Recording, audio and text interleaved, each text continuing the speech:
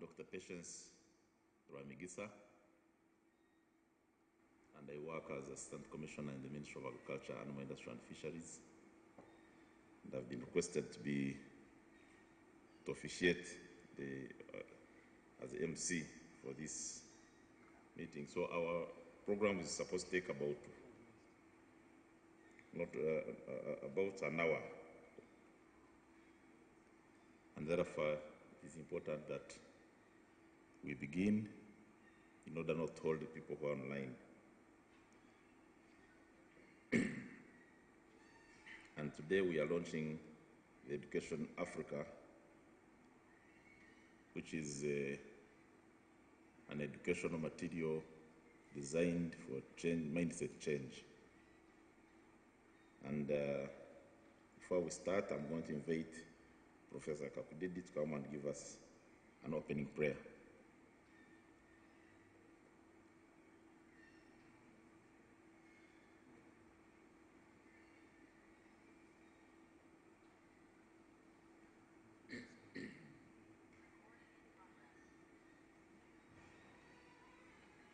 Okay, let's humble ourselves and pray. God, our Father, we thank you for this afternoon. We thank you that we are here at this important occasion to launch Education Africa.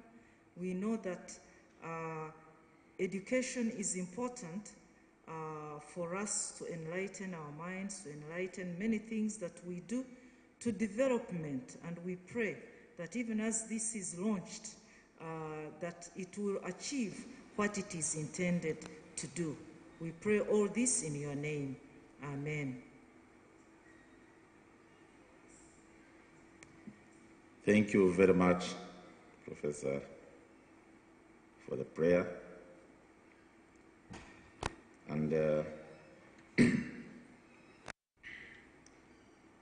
as all of you may be aware, even government has put in place the framework as a policy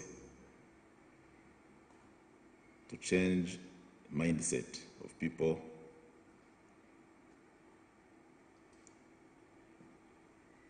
and given that policy, I find this in line with government policy, and therefore it is something that is important and welcome, because we need to get our people liberated from the mindset. As personally, what I see is we have been conditioned, our minds have been conditioned only to become a market, but not a source of wealth creation. We have been conditioned to be a market. So you find all the programs, whatever we are doing, and much of the, unfortunately, of course, most of the years we have been largely a donor-dependent society. And because we have been donor-dependent, it has come into the mindset that whatever we are trying to do, we expect somebody from elsewhere to come and solve our problem. So it is very important that we break that cycle, that we know that we can have our own solutions, that we can build a society that can do innovations, promote science as a basis. And Our Excellency the President is putting now much emphasis on science and technology. So I wish, today is not my day, but I wish to invite the Vice Chancellor to come and give us the opening remarks. You're welcome.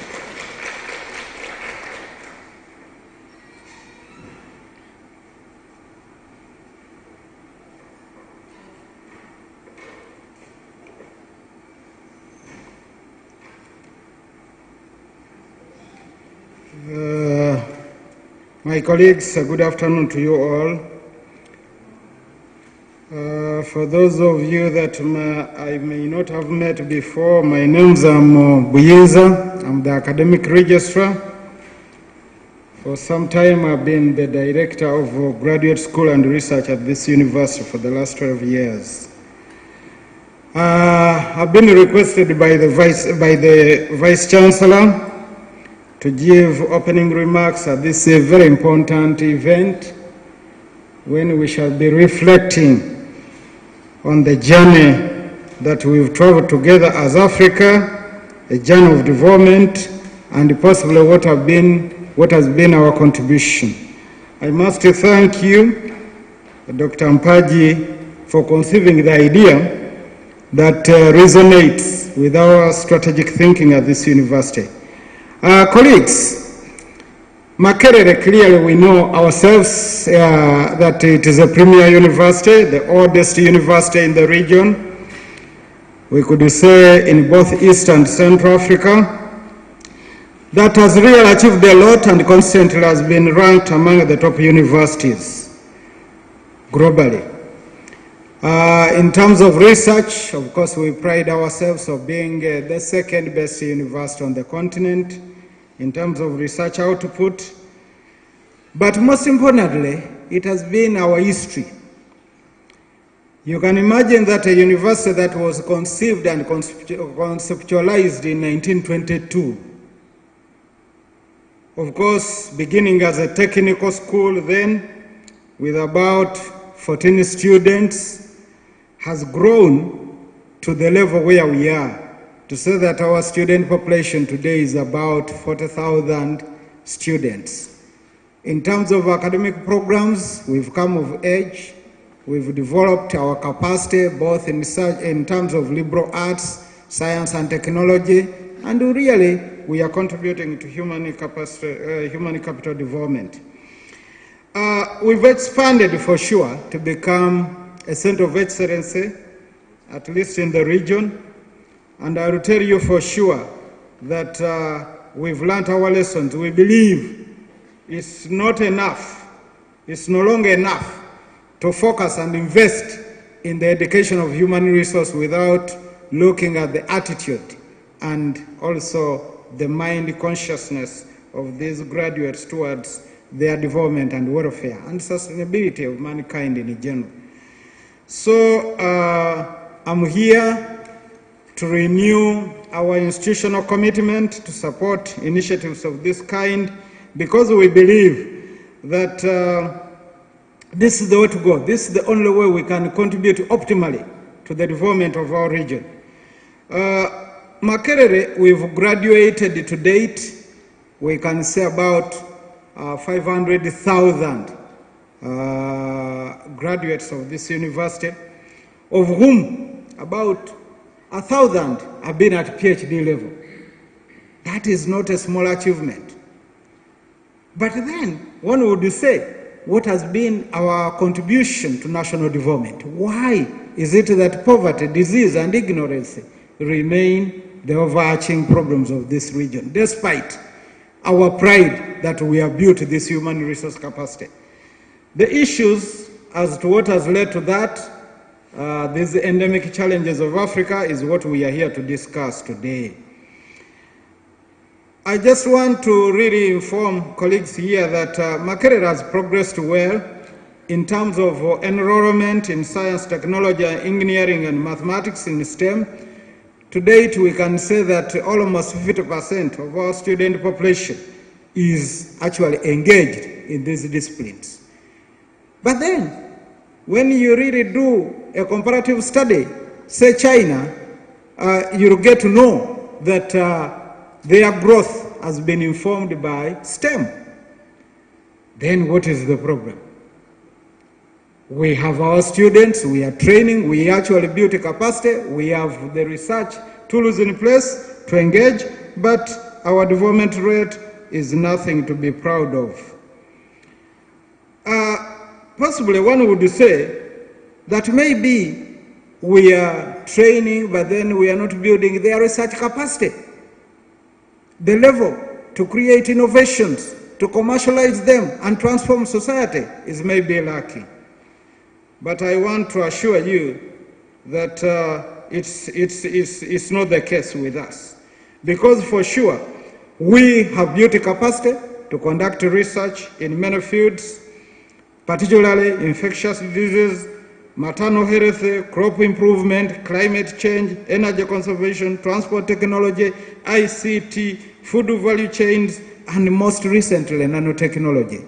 If we have managed to achieve and build capacity in these areas, then what is the problem? Where is the missing link? This is what we are here to discuss, and I am very hopeful that by the end of the day, we should be able to really agree that the problem is not in terms of cognitive capacity, but possibly it is a behavior and attitude issue. I'm really excited, Dr. Mpaji, that you're among the few Ugandans that has really tried to explore and study issues of mental blindness. Because when I read, today it's not about civilization in the old sense that a country will come and take over your territorial ground. No, it will be colonization of the mind. So we believe that you are starting on a worthwhile journey. And for us at MAKERERE, as we mark 100 years of existence, our goal is to leverage on the capacity developed over years and positive experiences towards transforming society. We want to transform society, and this is also the vision of government. You might have been informed that our vision is to be really a thought leader of knowledge generation for societal transformation and development, and we can only do this if there is a mindset change among all actors, all government agencies, and the citizenry of this country.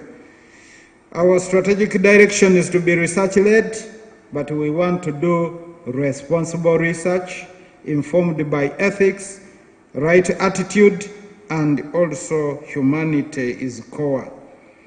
So we want to thank you for choosing MAKERERE as your strategic partner in this particular engagement, because we believe that as we celebrate a century of dedicated service and excellency, we are not the best. We have lessons we have learned, but also we have our weaknesses and gaps that we need to fill together. We are aware of our history as one of the oldest African universities created by colonialism, and which has since independence we have struggled to reform in order to be a truly African university working for its people, responsive to the African aspirations and the development needs. So therefore, we want to thank you for really coming to commemorate with us the 100 years. And also we want to renew our support and pledge that we shall work with you as we work around demystifying our past and present to secure a sustainable future. With these few many words, I really want to thank you and say we build for the future. Thank you very much.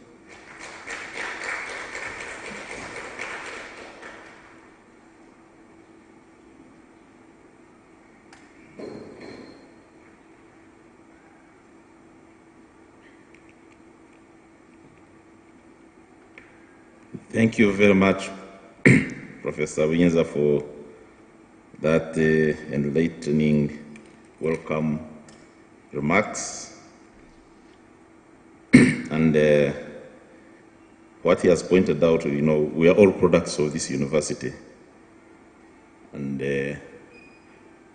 wherever we are, we feel proud. I did all my 3 degrees from this institution. So we take this institution in high regard, and has produced many African leaders have passed through this university. Now it is my duty to invite Dr. Mpaji to give us an overview of this title of demystifying our past and present, secure our future as Africans. So, Dr. Mpaji, you're welcome.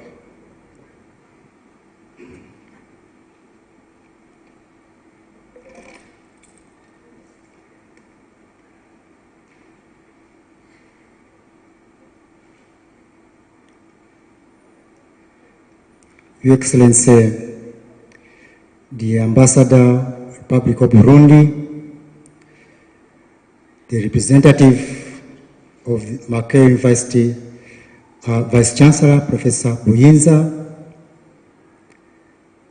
colleagues, teaching colleagues from MAKERERE University, all invited guests, ladies and gentlemen, we gather here this afternoon not to bring under ridicule the government of Uganda,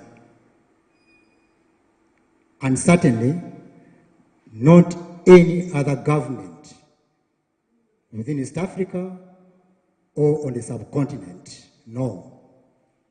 Neither do we gather here this afternoon to involve ourselves in politics. Not at all.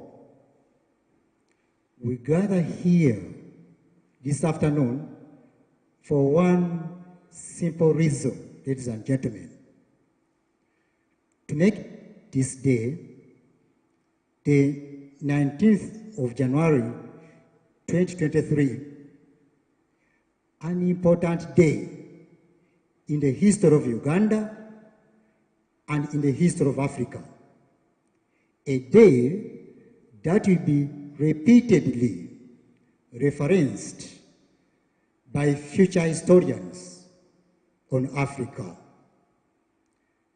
This is because we gather here this afternoon to recognize, to appreciate the biggest obstacle to development in Uganda, the biggest obstacle to development on the subcontinent. And we are not going to just recognize and appreciate this obstacle, but we are going to witness the launching of the solution to this obstacle. Those two make this an important day, simple as it is, but I can assure you it's very important in the history of our country and the history of our continent. So the recognition of this problem, this obstacle, is rooted in the research that was performed way back in 2004 to 2006. The findings of that research clearly identified and characterized the biggest obstacle to our development, the biggest obstacle to development elsewhere on the subcontinent.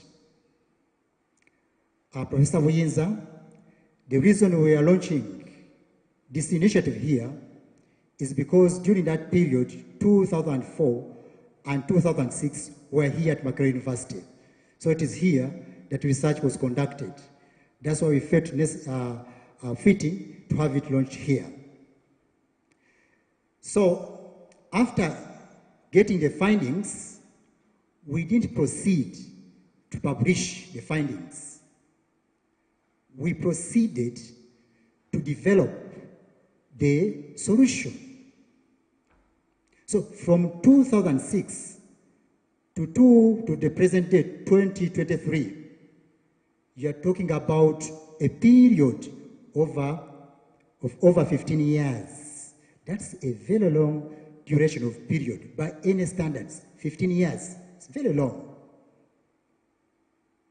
Many people close to us and around us have reacted to this differently. But this long duration has three important meanings, three important hallmarks. First, this long duration has enabled us to have these findings validated beyond any reasonable doubt. So Mother Nature, through the period of 15 years, has enabled us to see the validation of the findings that we saw way back in 2006. So much so that we can with confidence make these two very powerful but very unfortunate statements. They are unfortunate because they are very humbling and yet very correct. So the first statement is the recognition that the obstacle that failed Uganda to get out of underdevelopment in the first 50 years of independence remains intact and effective today, and it will continue retarding development even in tomorrow's Uganda. That's the first statement, very powerful, but very unfortunate to make. The second statement is that the obstacle that is failing Uganda to get out of underdevelopment is the same obstacle that is failing other sub-Saharan African countries from getting out of underdevelopment. In other words, countries in sub-Saharan Africa, including Uganda, they not only failed to get out of underdevelopment in the first 50 years of their independence, but they are likely to fail again to get out of underdevelopment in this next 50 years of independence. Very, very unfortunate. And by this next 50 years of independence, we mean a period between 2010s and 2060s. That's a very long period of time. And these are very powerful statements to make, yet we make them with certainty because we are making them from an informed point of view, a view that has been validated over a period of 15 years. Of course, when you talk of failure to get out of underdevelopment, it doesn't make much meaning to many people, especially because of the satisfaction we get from our personal successes, which often prevent us from looking beyond that to look at the satisfaction at the country, to look at the success at the country level. So often we don't go beyond our personal success to see the country, our country's success, the level. So we know very well, unfortunately, that when you look at our future, especially our children and grandchildren, the future, that future depends less on our personal success and more on our country's success. In short, the failure to get out of underdevelopment should be a matter of concern to all of us, whether you are well off now or not, because our future depends more on our country's level of success and less on our individual level of success. So, the second meaning for this long duration is about the solution. After getting the findings, I've already informed you we did not go to publish. We started developing the solution. But the problem itself is complex. So we had to thoroughly understand the problem in order to figure out how to address it. So we soon realized that this problem cannot be addressed among the grown-ups like you and me. Because once you have grown up, it's extremely, extremely difficult to change your already formed mindset. So it's very, very difficult to address this in the adults. So it's the younger people where the real hope lies that this challenge, obstacle, can be addressed. But as you notice, these young people who are in the education system is manned by teachers who are adults. And you know the principle in education is that you can only give what you have. You can only pass on the knowledge if you have that knowledge. You first have that knowledge to pass it on. You must first get the skill in order to pass it on. So if the teachers have this obstacle, there's no way they'll be able to pass on the capacity that's needed in the young people.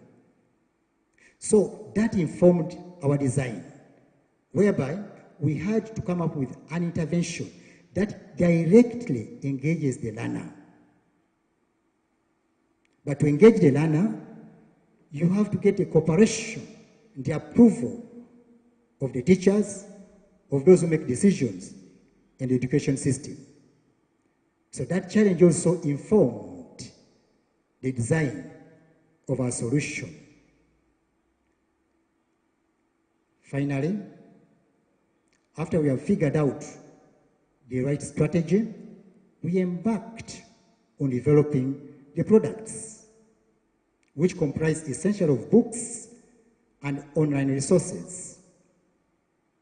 So this long duration helped us to have those resources to be extensively reviewed.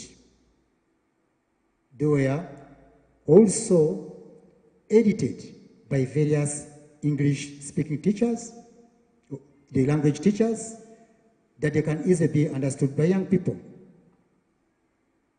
They were finally edited by the chief editor of one of the leading publishing houses in Uganda. These education resources were piloted on randomly selected schools, and the response we got was shockingly good, indicating that indeed we had come up with quality products. And that was possible because of the long duration to establish the right strategy and develop quality products to address the challenge. Finally,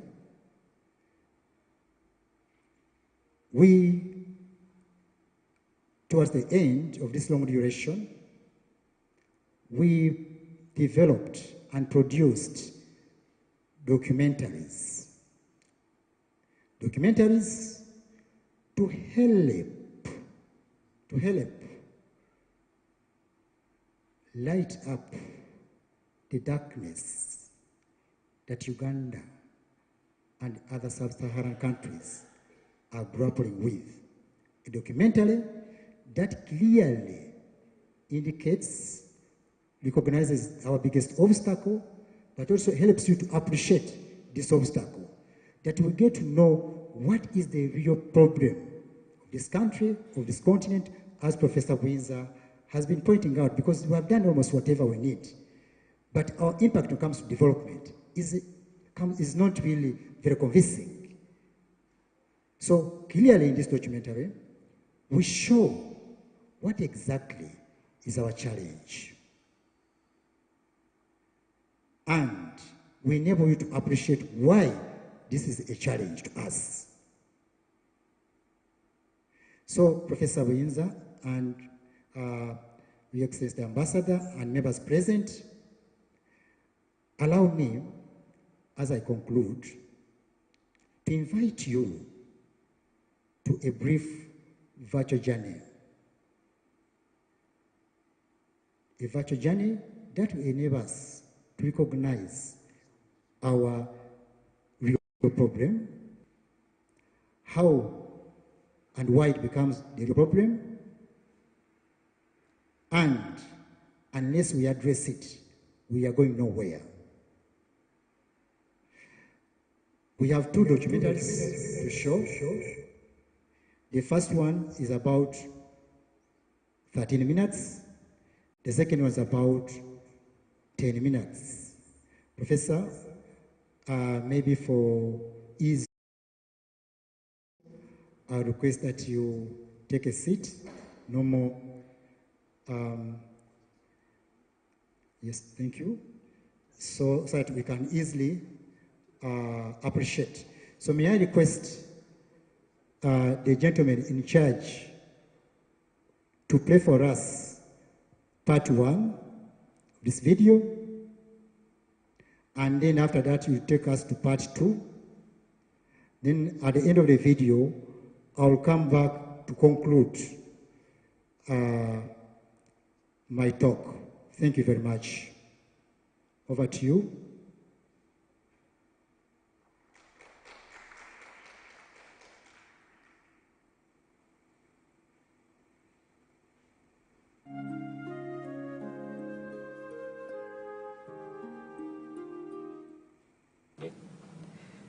Hello, I'm Dr. Joseph Mpachi. And I'm Miss Joy Baseke. In the first 17 minutes of this video, we'll introduce and describe the horrifying future your country is heading into unless an intervention is implemented. In the next 13 minutes, we'll reveal and explain the reason why your country is heading into that undesirable future. In the last 8 minutes, we'll describe the intervention that will save your country. The introduction. Countries that make up sub-Saharan Africa have far more in common than they have in differences. For practical purposes, therefore, we will select and focus initially on one country, Uganda, in an effort to reveal the reason why your country is heading into a horrifying future. But first, a brief description of Uganda. Uganda is a landlocked country in East Africa that was colonized and ruled as a British protectorate for about 70 years, from 1894 to 1962. It gained independence in 1962. In the first 50 years of independence, however, Uganda suffered episodes of violent conflicts. The country became relatively stable and peaceful after the National Resistance Movement, NRM, captured power in 1986. Apart from ushering in an era of relative peace and stability, the NRM government is credited for restoring and growing Uganda's economy. The NRM government has been in power for more than 30 years under the leadership of President Yoweri Museveni. Uganda's biggest problem. If you randomly sampled adult Ugandans and asked them the question, what is the biggest problem of your country? More than 90% of the responses will point you to politics or leadership. The remaining few will mention poverty, corruption, or tribalism. Even when you go to Uganda's top universities and sampled staff or students, you are likely to get a similar pattern of responses.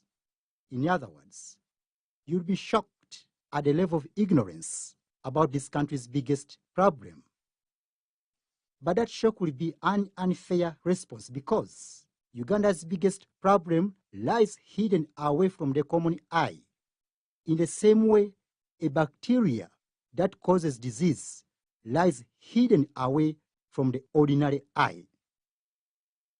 But however hidden it might be, that bacteria soon betrays its existence through the disease it causes.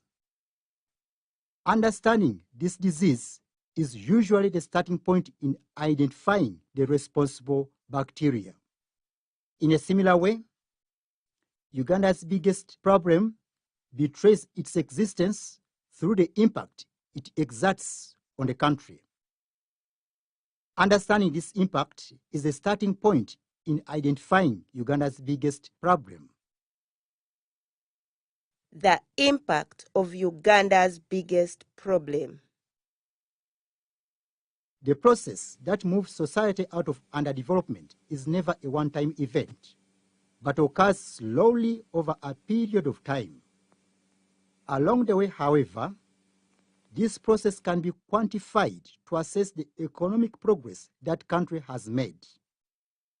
One of the commonest approaches employed in assessing economic progress of a country are the changes in the size of its economy over a period of time. When we examine the size of Uganda's economy in the first 50 years of independence, the impact exerted by this country's biggest problem comes out very clearly, namely the inability to get out of underdevelopment. Within these first 50 years of independence, Uganda was ruled by several presidents, implying changes in the country's leadership. But these changes had no impact on Uganda's inability to move out of underdevelopment, suggesting that the underlying cause, or this country's biggest problem to be precise, was intrinsic in nature. Let us therefore examine in the next few minutes whether Uganda's biggest problem is intrinsic in nature. Uganda celebrated its 50 years of independence on the 9th of October 2012. During the celebrations, government acknowledged that although Uganda had made progress on a number of fronts, it had remained essentially the same, namely an underdeveloped economy. Accordingly, a national development plan named Vision 2040 was launched to inform and guide Uganda's subsequent efforts out of underdevelopment. The new development plan forecast Uganda's economy to expand from GDP of about United States dollars 24 billion in 2012 to GDP of United States dollars 580.5 billion by 2040. Earlier on, however, PricewaterhouseCoopers, one of the biggest consultancy firms in the world, had forecast a modest expansion of Uganda's economy. Thus, the key question before Uganda in 2012 was, which path would the country follow? Vision 2040 or PricewaterhouseCoopers forecast?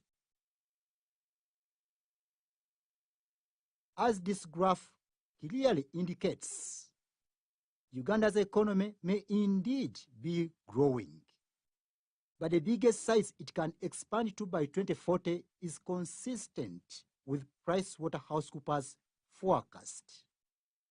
In other words, that by 2040, Uganda's economy will still be in the same direction it has been since independence. This direction is the outcome of Uganda's inability to move out of underdevelopment. In brief, Figure 4 supports the view that Uganda's biggest problem is intrinsic in nature. Elsewhere in sub-Saharan Africa, the intrinsic inability to get out of underdevelopment is, however, not limited to Uganda, but cuts across sub-Saharan Africa. The Friedrich Ebert Stiftung, a German-based organization, published this report in 2017. In the foreword to this report, MAKERERE, the resident representative of Friedrich Ebert Stiftung, Uganda, wrote, in December 2011, The Economist's cover title of Africa Rising kicked off global media coverage of Africa, which saw the African continent at the forefront of economic growth and development.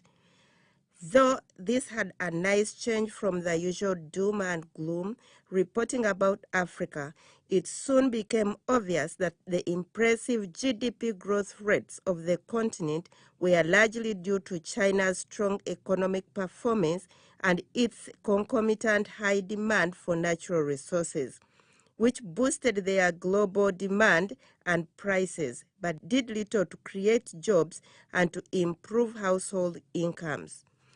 At the end of it all, when China's growth rates leveled off, many African countries were left with the same problem as before: high levels of poverty, rising inequality, population growth which outstripped growth in employment, and an economic structure which had not fundamentally changed during 50 years of independence.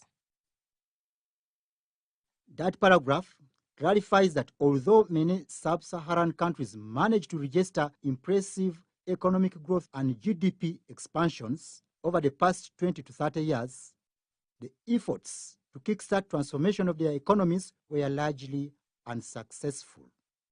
In other words, that sub-Saharan economies remained in the same direction they have been following since independence, and which direction is an outcome of the inability to move out of underdevelopment.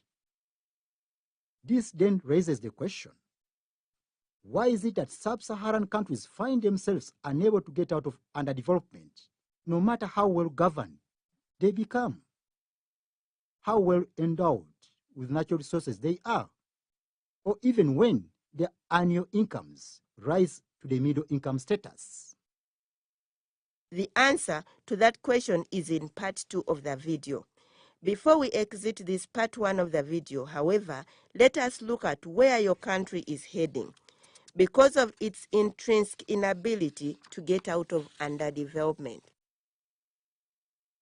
The future horror of your country. The force that is driving sub-Saharan countries towards a horrifying future is comprised of 3 distinct sub-forces, namely their inner force, the middle force, and the outer force. Let us look at each of them, starting with the outer force. Underdevelopment can be defined in several ways, but the definition that is most relevant to the common man is to explain underdevelopment as that stage in the country's socio-economic progress where opportunities are for a handful few relative to the population.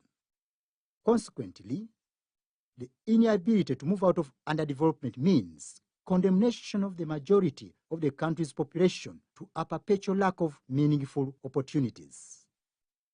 This condemnation in some countries translates into specific ethnic group or groups taking up nearly all the available meaningful opportunities and thus stirring up ethnic resentments and tensions. The middle force. But whether the persistent scarcity of opportunities deepens ethnic divisions in your country or not, it is set to extinguish the kind of hope that was lit by the prospects of your country's demographic dividend. Unfortunately, instead of getting extinguished, that kind of hope might overturn and start burning upside down. In other words, if the young people in your society become increasingly excluded from opportunities, their contribution to your country's socio-economic development will be limited. Worse still, they may become a hinge for turning your country towards persistent lawlessness, high levels of criminality, perennial instability, radicalism, and so on. In short, they may render your country increasingly difficult or costly to govern as it moves on into the future. The inner force. But even if your country successfully contains the challenge posed by the huge numbers of young people who are either unemployed or underemployed, and it gets governed properly into the future, its intrinsic inability to move out of underdevelopment in this next 50 years of independence will usher in a horrifying era. The era will be horrifying because in the next few decades, and especially from 2050s onward, the world is going to be extremely different from what you see it today. President Emmanuel Macron, the 25th President of the Republic of France, described it probably in the best way possible, namely a harsh and unforgiving world, especially to those who are unprepared. Taken together, the three sub-forces we have just looked at reveal that sub-Saharan countries can be compared to the legendary house in the Bible, which was built on sand and could not remain standing when the windstorm came. Look at it this way. In terms of surface area, Africa is so big that when China, India, United States of America, Europe, and Japan are combined, they can all easily fit into it.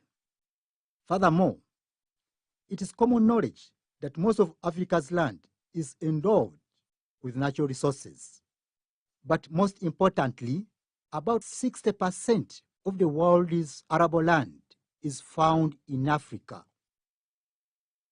This means that a far less than 20% of the world's population is in possession of 60% of the global arable land. This has a very important implication for Africa, especially in the following three ways. As the 21st century advances on, sub-Saharan Africa will become increasingly precious to the world, especially because of its huge arable land. At the same time, the intrinsic inability to get out of underdevelopment means that sub-Saharan countries will continue to engage the world from a position of weakness, even after these countries have integrated fully. Meanwhile, the global superpowers, especially China and India, will be facing increasing pressure to meet the feeding lifestyles of millions of their households who will have joined the middle class. Together, the three factors will catalyze a new scramble for sub-Saharan Africa, which will end into a recolonization or an alternative form of control of the subcontinent by the global superpowers. A recolonization or an alternative form of control, the right to own land and other rights, including economic, cultural, social, and political rights in sub-Saharan countries, will be rolled back, and some rights done away with completely in order to meet the interests of the new colonizing master. This might sound strange to your ears now, but it will be the norm in that harsh and unforgiving world we are heading into, especially from 2050s onward. In summary, your children, if you are still a young parent, or your grandchildren, if you are an old parent, will pay a heavy price for your country's inability to get out of underdevelopment, regardless of their educational level. The last part of this video is therefore about addressing the underlying cause of your country's inability to move out of underdevelopment. But before we proceed to that last part of the video, it is important to understand the underlying cause itself. In other words, to understand your country's biggest problem, we now turn to part 2 of the video.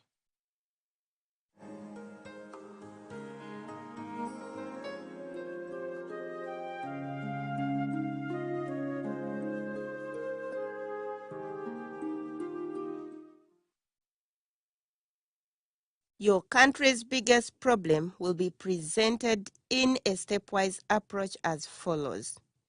First level, to take you through the isolation of that problem.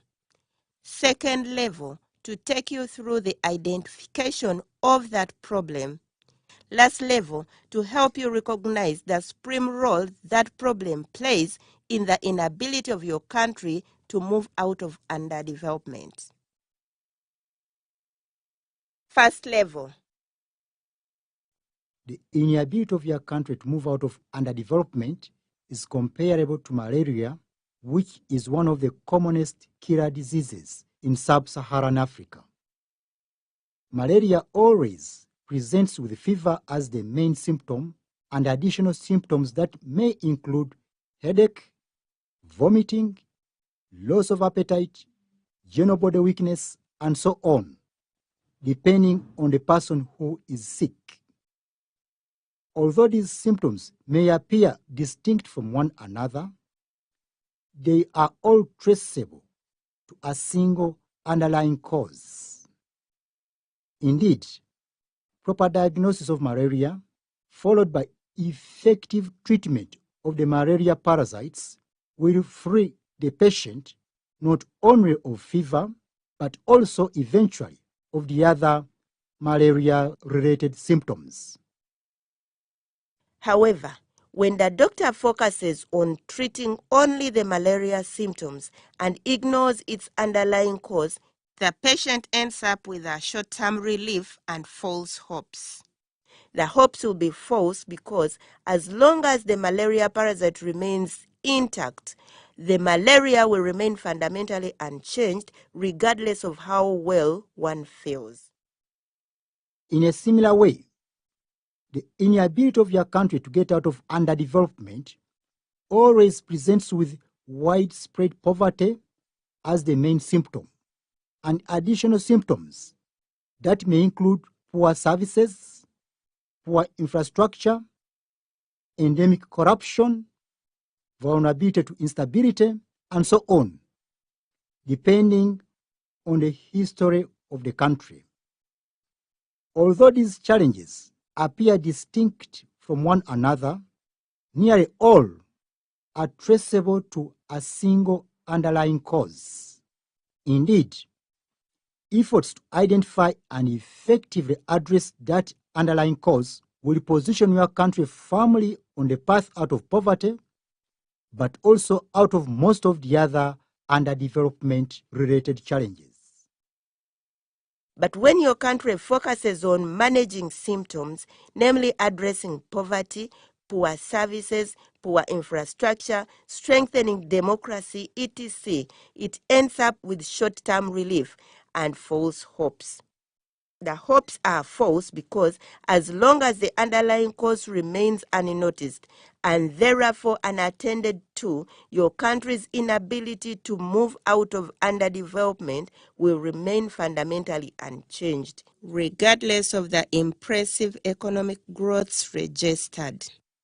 In other words, this isolated underlying cause lies at the center of your country's inability to get out of underdevelopment, as the subsequent perspectives explains. Second level. Nothing has effectively challenged historians, development specialists, policymakers, and intellectuals, among others, as explaining the real reason why sub-Saharan countries failed to get out of underdevelopment in the first 50 years of independence. The fragmentation of sub-Saharan Africa into smaller markets is challenged by the simple fact that the socio-economic transformations could still have occurred here and there, even in the absence of the integration of Africa's various regions. The argument that sub-Saharan countries were still young nations is nullified by successful examples of comparable nations in Asia, such as Singapore. The same could be said of dictatorships, endemic corruption, civil wars, foreign interests, outside interference, and so on. Several countries in Asia, such as South Korea, Malaysia, Vietnam, and so on, were plagued by comparable challenges, but managed to find their way out of underdevelopment. In any case, although not every country in sub-Saharan Africa suffered problematic leadership, endemic corruption, destabilizing foreign interferences, civil wars, and so on, all have remained underdeveloped economies after more than 50 years of independence. This is, of course, not to suggest that the ongoing efforts to promote democracy and good governance, to stamp out corruption, to prevent wars, to promote regional cooperation in your country and elsewhere in sub-Saharan Africa are not necessary. Rather, it is to clarify that even after all these concerns have been fully addressed, the inability of your country to get out of underdevelopment remains unchanged. The underlying cause of the inability of your country to get out of underdevelopment is the mindset, which was switched off in connection with development. In other words, a mindset that is in darkness regarding development. Before we go any further, however, let us understand what a mindset is. More importantly, how it can be switched off in connection with development. Mindset. A mindset is essentially a collection of attitudes. Attitude can be defined as the settled way of thinking about something, often called an object. It is named after its object. Thus, when the object is work, we call it the attitude towards work. If a person has a good attitude towards work, the employer easily finds her likable and to be of value. However, if the same person were to lack the right attitude towards work, she would soon become a burden to the employer. In other words, it is the person's attitude towards work, not her qualifications in that work, which determines the extent of her output. This is, of course, not to imply that knowledge and skills are less important, but make it clear that they cannot contribute meaningfully on their own. Besides the attitude towards work, we have the attitude towards education, the attitude towards women, the attitude towards children, and so on. In other words, there are many types of attitudes, and an individual can possess not one, but a set of attitudes. The set of attitudes that an individual has established is what we call the individual's mindset. Let us now look at how the African mindset got switched off in connection with development.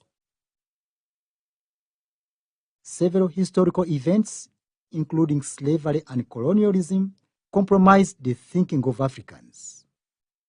Specifically, those historical events hindered the growth of certain attitudes in Africans, notably the attitudes required for development to take place. As a consequence, Africans emerged out of history with mindsets that were in darkness regarding development. Interestingly, the early European adventurers labeled Africa a dark continent. While the actual reason or reasons why Africa was so labeled is not clear, the consensus is that the tag was racist and testified to selfish motives. Without intending to, however, these adventurers came up with a name that matched sub-Saharan Africa's biggest problem then, which is still the same problem after more than 50 years of independence, namely mental darkness regarding development. This mental darkness is the underlying cause of the inability of your country to get out of underdevelopment, as the last perspective explains. Last level. In explaining the true nature of man, who happens to be you and me, the Holy Bible states, As a man thinks, so is he. In other words, it is your thinking and not your knowledge or skills which determines who you truly are.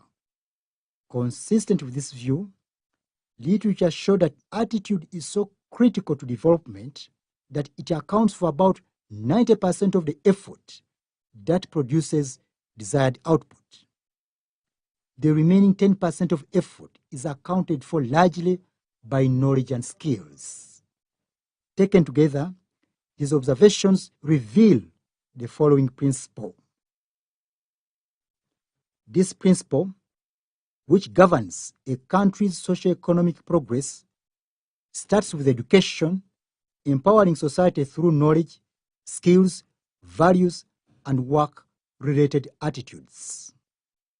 But although very important, this empowerment accounts for only 10% of the effort required to move society eventually out of underdevelopment. In other words, that on its own, the education empowerment is meaningless with regard to moving the country out of underdevelopment. What makes it meaningful is the mental clarity regarding development. Put in a more precise way, it is through mental clarity regarding development that the country is able to utilize its education empowerment to gradually move out of underdevelopment, regardless of the obstacles before it.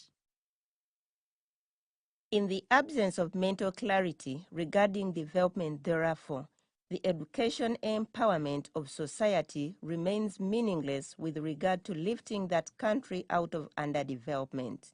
And this is exactly what happened to countries like yours, disadvantaged by mental darkness regarding development. They are condemned to perpetual underdevelopment regardless of their blessings and opportunities. This is the true reflection of your country.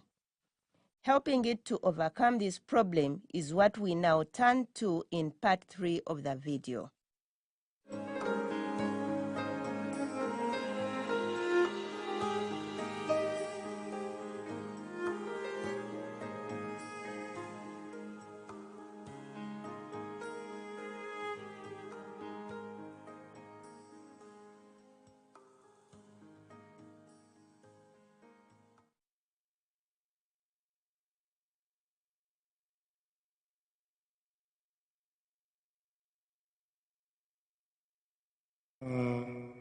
The gentleman or gentleman in the machine, colleagues, clearly that shows you that unless we address the mindset issue, we shall try, but shall not go further. So we spent the last 15 years developing a solution to this problem. It comprises primarily of educational resources. And this problem is complex in the sense that you are talking about different attitudes that together drive development. So they cannot be addressed at once. So we developed educational resources in such a way that the mental clarity that must be in place for a given generation to move that country out of underdevelopment can be nurtured sequentially as the students move out of the education system. So we have a set of 4 books. The first book targets students when they begin their secondary. The second set of books target students when they are completing O-level. The first one primarily strengthens science education, both among the learners who are inclined towards sciences and those who are inclined towards arts. It strengthens their liking and their understanding of science. But in the process of that, they nurture the attitude that must be in place if that generation is to bring about science-led development. The second set of books targets learners when they are senior 3, senior 4. They help in strengthening career guidance. But in the process of strengthening career guidance, they nurture in these young people the mental clarity that must be in place if that required generation is to recognize the path out of underdevelopment and be able to drive their country along that path. The third set of books target students when they are in high school or equivalent to high school. It promotes comprehensive education in ICT among the students and comprehensive education in artificial intelligence. But in the process of promoting this education, these books nurture in these young people the mental clarity that must be in place if they are to become competitively productive in the knowledge-based age. Finally, the last set of books target young people when they are completing their university education or they are completing their education elsewhere in other tertiary institutions.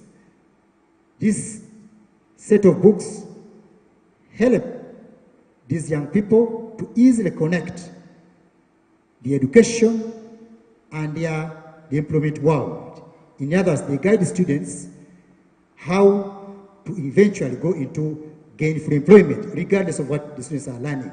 But in the process of guiding them, the books nurture in these students the mental clarity that must be in place if they are to actively expand their economy. So these are the books that are going to be launched today. And at this point in time, I want to pass it on to the Masters of Ceremony to invite the Ambassador of the Republic of Burundi to come and launch these books. Thank you very much for listening to me.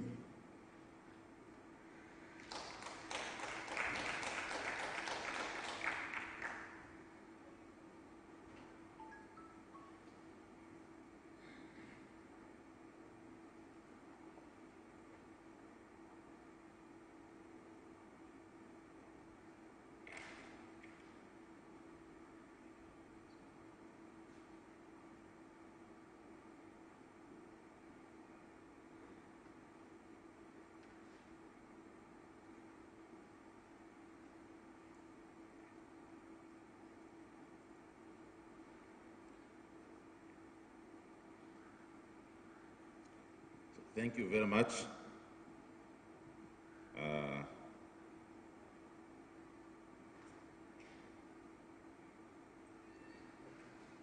Listening to the videos, how we wish that this function was organized when students were not in exams, so that they would have been able to listen in, because the message that has been given is very fundamental and is really targeted towards the younger generation.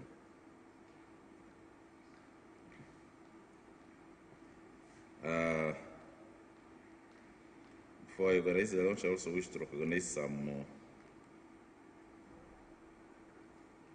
people who have come in. Mr. Sam Serwanga from MK Publishers.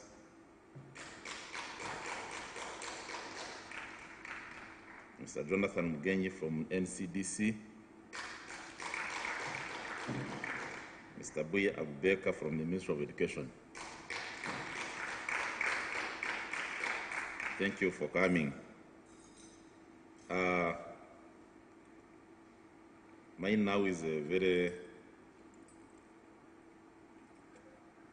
simple function is to invite His Excellency Ambassador of the Republic of Burundi,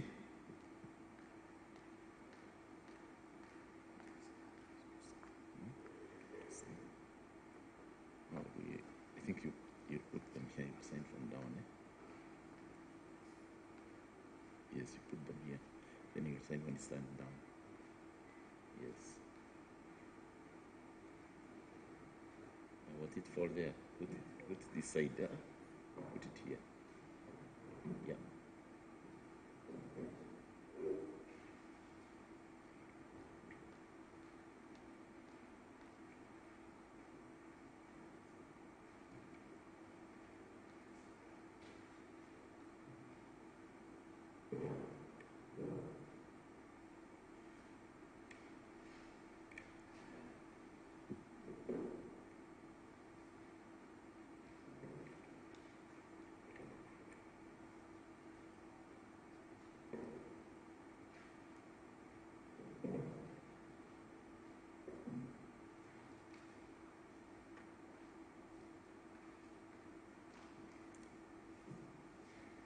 Yeah, so the books, the way they are arranged, are supposed to have been organized systematically, address the underlying problem of the mindset change. And as the author has indicated, from those entering secondary and those leaving and those in tertiary institutions are all going to benefit from these materials. And I would really also take this opportunity to encourage our education system, to find a way of getting these books integrated in our schools for students to read. So it would be helpful, because the issue of mindset, as government, we have also recognized it. And again, listening from what the videos were indicating, the challenge we are having is that we are having economies in Africa that are growing but not transforming. And for us in agriculture, we have seen the main problem is the total factor productivity in agriculture has been declining over the years, and yet it is a very critical component for that transformation to take place. So you have economies. Uganda's economy has expanded from 4 billion in 1986 to 43 billion now. But when you go back in the villages where we are coming from, you see the change. They have not changed. They have remained practically the same. And we cannot continue using rudimentary methods in agriculture because the global population is increasing. The demand for food is increasing, and we cannot afford to continue doing things the rudimentary way. And if we don't do that, as he has mentioned, these superpowers, they will come for us because they cannot starve when we are just here using rudimentary methods. So the 50 years, as he has said, ahead is really a period we have to prepare for, and it is important that this issue of mindset change is addressed. So it is now my honor and pleasure to invite His Excellency, the Ambassador of the Republic of Burundi. He will be accompanied by the gentleman from the Ministry of Education, National Curriculum Development Center, and the author, and Professor Kakudidi. So that you can sign on each of these books. So I wish to invite officially to come and launch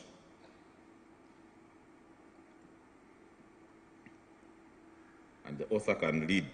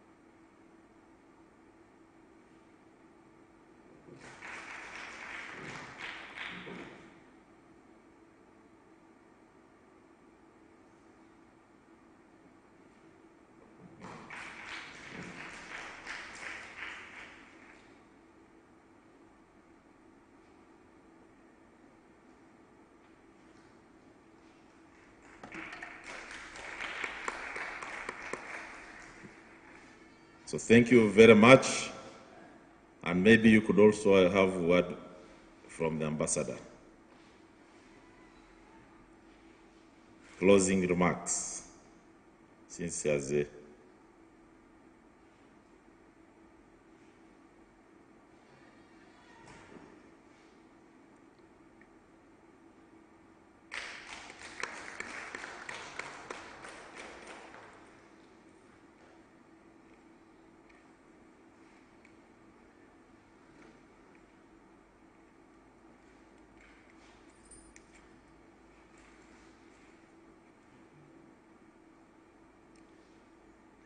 Thank you very much. Thank you very much for this opportunity.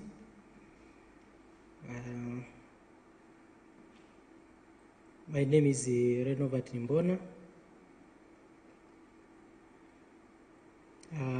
I'm here representing the ambassador of the Republic of Burundi, Madam Epiphany Kabushime-Namwana,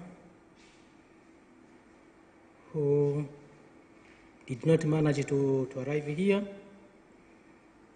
I'm the Deputy Ambassador of the Republic of Burundi in Uganda. I would like to take this opportunity to thank these researchers, these professors, for this work done, and for the documentary, for the video they showed, they have presented to us. What they did is really a step forward to address this problem of changing the mindset. You know, there are so many initiatives, our leaders have so many initiatives in this regard of changing the mindset, but still it is difficult to see why we don't arrive to the objective. I really encourage and congratulate this initiative, and hopefully it will help a lot to change our societies, to move forward to development, so as to see really our people are really developed. Because they are somehow developed, but it is a small portion. We want all our people, all our population to move at the same level, to move from the extreme poverty to come at least at the middle. Thank you once again for honoring me to be here, for giving this chance to sign on this important document.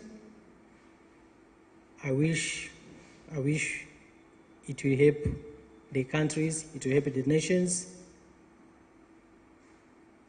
and I encourage you to go on, so that we may see really our populations are no longer in that extreme poverty. Thank you very much once again for the honor. Thank you very much for the invitation. Even tomorrow, if you invite us, we will not hesitate to come. We will be with you. Thank you once again.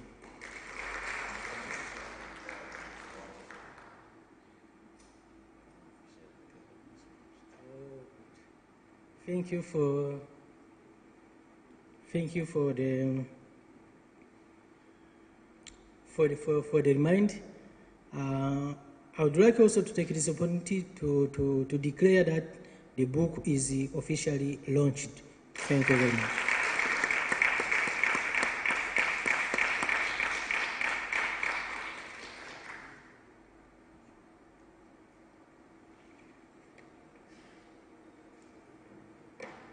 So thank you very much for having spared time really to come and be with us here to witness some of the efforts being done in the academia For us, we're in the development world, but the academia is doing the thinking. So we thank you that you have been able to spare time to come here.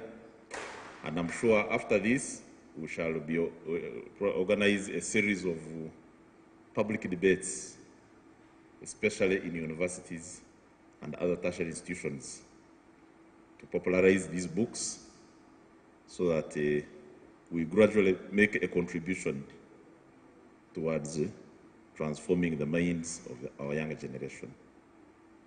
So thank you very much, and this comes the close of our function. Thank you.